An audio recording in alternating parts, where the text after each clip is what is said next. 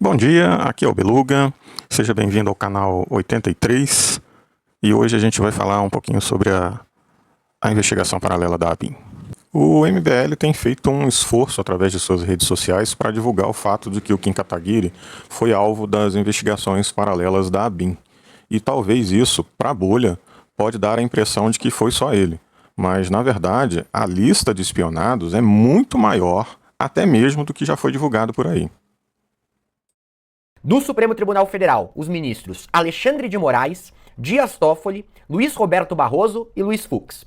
No Poder Legislativo, o presidente da Câmara, Arthur Lira, e o ex-presidente da Câmara dos Deputados, Rodrigo Maia, além dos deputados Kim Kataguiri e Joyce Hasselmann, né, que eram próximos do Bolsonaro e se tornaram desafetos. Entre os senadores, aqueles que estavam na CPI da Covid, como Alessandro Vieira, Omar Aziz, Renan Calheiros e Randolfo Rodrigues. Alguns investigados também do Poder Executivo, o ex-governador de São Paulo, João Dória, por exemplo, alguns servidores do IBAMA, como Hugo Ferreira Neto e o Roberto Cabral Borges, e alguns auditores da Receita Federal, como Cristiano José Paes Leme, Kleber Homem da Silva e José Pereira de Barros Neto, né, nomes de auditores da Receita Federal que estavam ligados ali à investigação do caso de rachadinha do Flávio Bolsonaro. E jornalistas, como Mônica Bergamo, Vera Margalhães, Luiz Alves Bandeira e Pedro César Batista. Gente, essa é a lista de hoje, como eu falei, relacionada com a fase da operação desencadeada hoje. Além dela, algumas pessoas vão se recordar, meses atrás, outros nomes de investigados da ABIN foram divulgados. E sim, esses nomes foram investigados, tá?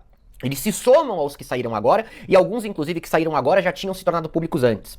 Quem são esses nomes, por exemplo? O ministro do STF, Gilmar Mendes. Gilmar Mendes também foi monitorado. Além de Fux, Toffoli, Barroso e Moraes, Gilmar também foi monitorado. Temos, por exemplo, a Simone Sibilho, que é ex-coordenadora da Força Tarefa do Ministério Público do Rio de Janeiro, que investigava a morte da Marielle Franco e do Anderson Gomes. Ela também foi monitorada pela ABIN do Bolsonaro. O ex-governador do Ceará e atual ministro da Educação do governo Lula, Camilo Santana. O monitoramento do Camilo Santana foi muito além de rastreio de celular. Ele teve ali drones sobrevoando a sua casa para tirar fotos e tudo mais. O ex-deputado federal Jean Willis, o Davi Miranda, também ex-deputado federal, que faleceu há pouco tempo atrás, marido do jornalista Glenn Greenwald. O hoje deputado Gustavo Gayer, que é do PL, é aliado ao Jair Bolsonaro. O jornalista Leandro Demore, do The Intercept Brasil. O repórter Afonso Mônaco, da TV Record. Assessores de vários deputados diferentes, inclusive deputados aliados ao Bolsonaro, como um assessor da deputada Bia Kicis. Tá? 86 integrantes de grupos que representam caminhoneiros. Havia uma preocupação forte no governo do Bolsonaro com relação a uma possível greve dos caminhoneiros. Eles monitoraram 86 integrantes de grupos de caminhoneiros. Gente, o que foi divulgado hoje é pouco, o que foi divulgado anteriormente também não é muita coisa e falta muito nome. Professor, e as investigações citam um software chamado First Mile. A ferramenta era utilizada para espionar adversários políticos. O senhor conhece esse software? Como ele funciona? É um software que é destinado a fazer o controle e o acompanhamento de alvos de interesse de inteligência. Vários países do mundo usam. E aí, a gente precisa entender, Cardan, que é um software que vai fazer esse monitoramento através de georreferenciamento, saber com quem aquela pessoa teve contato, onde esteve, mas é apenas uma ferramenta. Qualquer ferramenta dessa natureza, ela pode ser adquirida por um determinado país, mas ela não se sobrepõe ao ordenamento jurídico daquele país.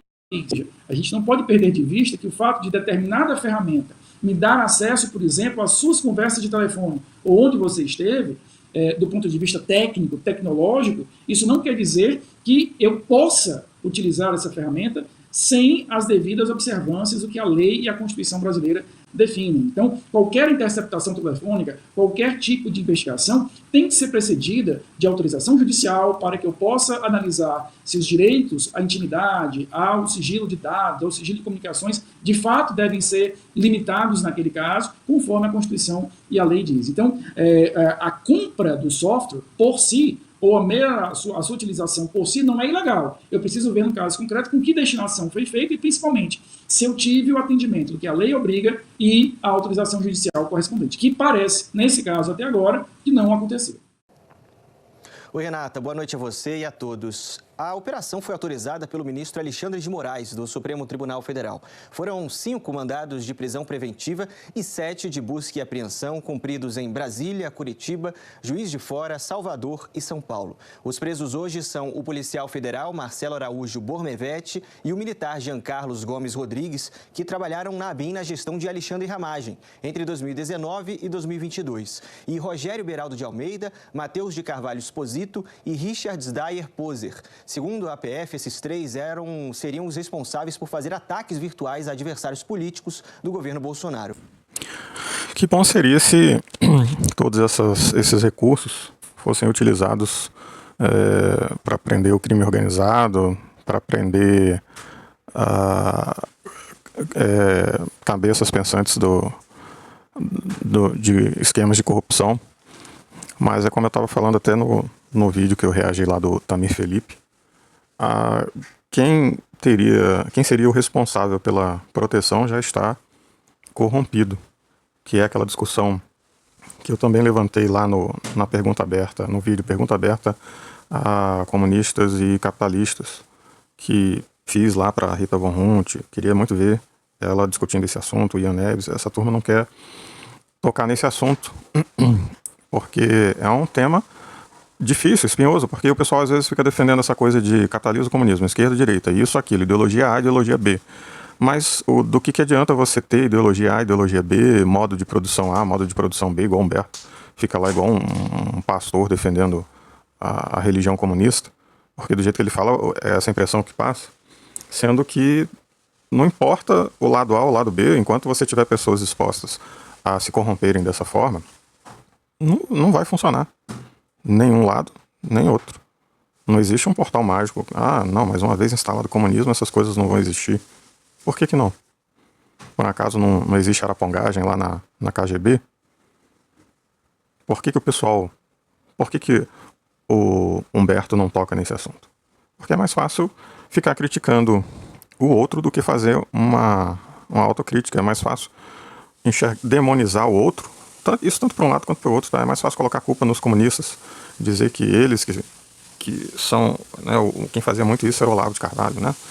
Quando os comunistas forem derrotados, o Fórum de São Paulo, o Sal, isso, aquilo e aquilo outro. Gente, tá aí. Né? Como é que resolve isso? Aí tem um vídeo lá da Rita Von Hunt falando sobre a natureza humana. E a Rita Von Hunt não quer discutir para valer essa questão. Porque antes de discutir, sei lá, Marx, antes de discutir Lenin, a gente tinha que falar sobre o ser humano. Porque antes de ser de esquerda ou de direita, a gente é ser humano. E a gente tinha que falar mais sobre isso. Mas enfim, eu sou só um beluguinha, na fila do pão. Quem é que vai dar atenção, né? Bom dia para vocês. Vamos ver quem que vai ser preso aí nessa lista aí nos próximos dias, né? Não importa quem que vai ser preso, né? No final das contas, nós, beluguinhas, já perdemos.